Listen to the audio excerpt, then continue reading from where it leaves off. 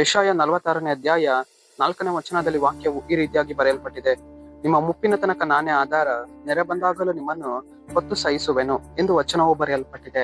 ಅಂದರೆ ಪ್ರೀತಿಯುಳ್ಳ ದೇವ ಜನರೇ, ಕರ್ತನಾತ್ಮನು ನಮ್ಮನ್ನ ಹೊತ್ತುಕೊಂಡು ನಮ್ಮನ್ನ ಆತನ ಏನ್ ಮಾಡುವವನಾಗಿದ್ದಾನೆ, ನಡೆಸುವವನಾಗಿದ್ದಾನೆ, ಸಹಿಸುವವನಾಗಿದ್ದಾನೆ. ಎಲ್ಲಿಯವರೆಗೂ? ನಮ್ಮ ಮುಪ್ಪಿನ ಕಾಲದವರೆಗೂ ಕರ್ತನು ನಮ್ಮನ್ನ ಹೊರುವವನಾಗಿದ್ದಾನೆ, ನಮ್ಮನ್ನ ನಡೆಸುವವನಾಗಿದ್ದಾನೆ. ಇವತ್ತು ನಮ್ಮ ಜೀವಿತದಲ್ಲಿ ನಾವು ಬಾಲ್ಯಾವಸ್ಥೆಯಲ್ಲಿ ಇರುವಾಗ ಅನೇಕ ಜನರು ಸ್ನೇಹಿತರಾಗಿದ್ದರು, ನಮ್ಮ ಯೌವನ ಪ್ರಾಯದಲ್ಲಿ ಅನೇಕ ಜನರು ನಮಗೆ ಇದ್ದರು. ಆದರೆ ನಮ್ಮ ಮುಪ್ಪಿನ ದಿನಗಳಲ್ಲಿ ಆತನು ನಮ್ಮೊಂದಿಗೆ ಇದ್ದು ನಮ್ಮನ್ನ ಏನ್ ಮಾಡುವವನಾಗಿದ್ದಾನೆ, ನಮ್ಮನ್ನ ಹೊರುವವನಾಗಿದ್ದಾನೆ, ನಮ್ಮನ್ನ ನಡೆಸುವವನಾಗಿದ್ದಾನೆ, ನಮ್ಮನ್ನ ಬಲಪಡಿಸುವವನಾಗಿದ್ದಾನೆ. ನಮ್ಮ ಕೈಗಳು ಬಲಹೀನವಾಗುವಾಗ, ನಮ್ಮ ಕಾಲುಗಳು ಬಲಹೀನವಾಗುವಾಗ ಇವತ್ತು ಯಾರು ನಮ್ಗೆ ಆಧಾರ?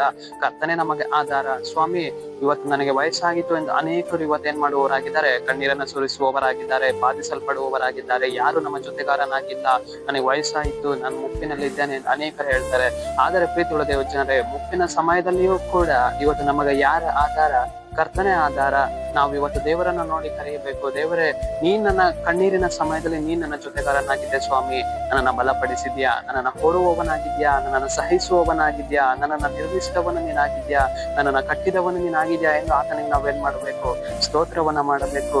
ಪ್ರೀತಿಯುಳ್ಳ ದೇವ ಜನರೇ, ನಮ್ಮ ಜೀವಿತದಲ್ಲಿ ಅನೇಕ ಜನರು ಬರುತ್ತಾರೆ, ಅವ್ರೇನ್ ಮಾಡುವಾಗಂದ್ರೆ ಹೊರಟು ಹೋಗು ಬಿಡುವವರಾಗಿದ್ದಾರೆ. ಆದರೆ ದೇವರು ನಮ್ಮನ್ನ ಏನ್ ಮಾಡೋದಿಲ್ಲ, ಒಂದು ದಿನವೂ ನಮ್ಮನ್ನ ಬಿಟ್ಟು ಆತನು ಹೋಗಲಿಲ್ಲ. ಆತನ ನಮ್ಮ ಜೊತೆಗಾರನಾಗಿಯೇ ಇದ್ದು ಆತನು ಎಲ್ಲಿಯವರೆಗೂ ನಮ್ಮನ್ನ ನಡೆಸುವವನಾಗಿದ್ದಾನೆ. ನಮ್ಮ ಮುಪ್ಪಿನವರೆಗೂ ಆತನು ನಮ್ಮನ್ನ ನಡೆಸುವವನಾಗಿದ್ದಾನೆ. ನಮ್ಮ ಮುಪ್ಪಿನ ಸಮಯದಲ್ಲಿಯೂ ಕರ್ತನು ನಮಗೆ ಏನಾಗಿರುವವನಾಗಿದ್ದಾನೆ, ಆಧಾರವಾಗಿ ಆತನು ನಿಂತುಕೊಳ್ಳುವವನಾಗಿದ್ದಾನೆ. ನಮ್ಮ ಮುಪ್ಪಿನಲ್ಲಿ ಅನೇಕರು ನಮ್ಮನ್ನ ಏನ್ ಮಾಡಬಹುದು, ಬಿಟ್ಟು ಹೋಗಬಹುದು. ಆದ್ರೆ ನಮ್ಮ ಮುಪ್ಪಿನ ಸಮಯದಲ್ಲಿಯೂ ಕೂಡ ದೇವರು ನಮ್ಮನ್ನ ನಡೆಸುವವರಾಗಿದ್ದಾರೆ. ಸರಿ, ನಾವು ಪ್ರಾರ್ಥಿಸಿಕೊಳ್ಳೋಣ. ಅಪ್ಪ ಕರ್ತನೆ, ನಿಂಗೆ ಸ್ತೋತ್ರ ಸ್ವಾಮಿ. ಈ ಮುಂಜಾನೆ ವೇಳೆಯಲ್ಲಿ ದೇವರೇ, ಈ ವಾಕ್ಯ ಭಾಗ ಸಂದೇಶವನ್ನು ನೋಡುವ ಜನಗಳನ್ನು ಸಂಧಿಸು ಕರ್ತನೆ. ನಿನ್ನ ಜನರ ಜೀವಿತದಲ್ಲಿ ನಿನ್ನ ಕಾರ್ಯವನ್ನ ಮಾಡಿ ನಿನ್ನ ಜನರನ್ನ ನಿನ್ನ ಮುಪ್ಪಿನ ಹೊರಗೂ ಹಿಡಿದು ನಡೆಸುವುದಕ್ಕಾಗಿ ಸ್ತೋತ್ರ, ಕೊನೆಯವರೆಗೂ ನಡೆಸುವುದಕ್ಕಾಗಿ ಸ್ತೋತ್ರ.